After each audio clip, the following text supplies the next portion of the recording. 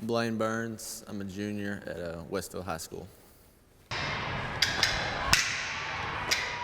Since Blane is involved in athletics including basketball, soccer, and football at the school, he believes in staying in shape and being up for the task at hand.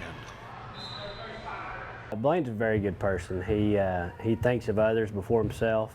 He's a he's a team guy. He's going to do everything he can to help his team and to make himself better to do that. And he's in the last couple years we've seen him grown to be even more of a leader. Basketball, football, baseball, soccer, whatever he's doing, he's gonna put everything he can into it, and he's just an excellent young man off the field as well. He does things right, and a great example to our young kids.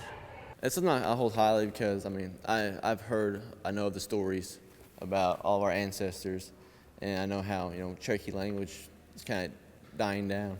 And it's just something I kind of hold highly appreciative of because I know that, what our ancestors went through and kind of what it means to me to be one, kind of hold it proudly that, I am Cherokee. He is also into his studies and is taking advanced placement classes to be ready for college. You need to try to use every document. If you use all but one, you still get 1 point instead of 2. There's only 9 documents. I don't know exactly how many it is. You need to use all but one. Okay.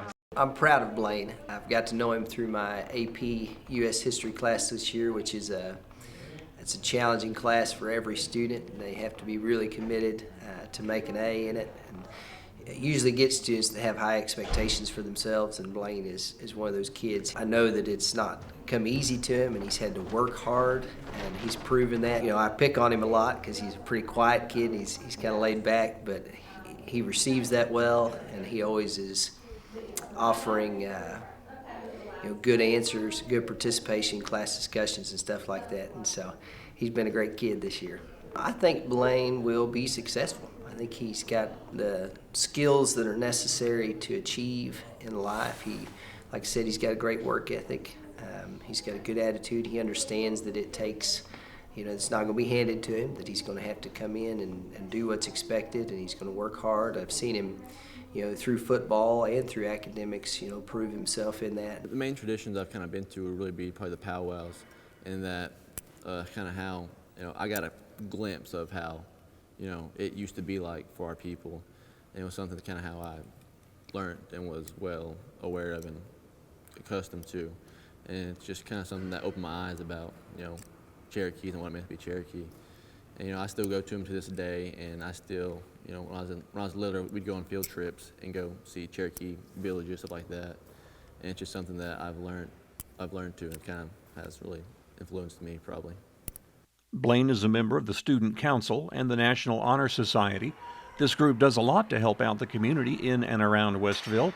He would also like to see more help and programs for the smaller communities around the area. The school up in Tahlequah, the Sequoia, how they have many Cherokees there and kind of are helped out by the Cherokee Nation, but kind of in smaller schools like Westville and the junior high I went to, Marietta, they had tons of Cherokee individuals there. And I'd like to see kind of maybe them helped out as much as other places too, because in some smaller schools there's quite a few Cherokees, like at Westville, there's quite a few people here that could maybe need some of the Cherokee Nation assistance. Blane has learned about his heritage from his grandmother and from learning in school.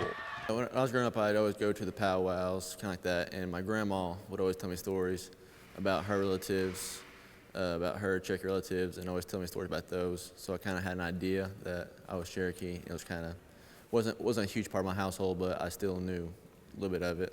I think it was kind of, when we were in school, I was growing up, we would talk about it a little bit, and I think one day I asked my mom about it, and she was the one that told me that I had some Cherokee in me, and so I was kind of just took off from there at an early age, just kind of asking, wondering about, what Cherokee meant and all that stuff.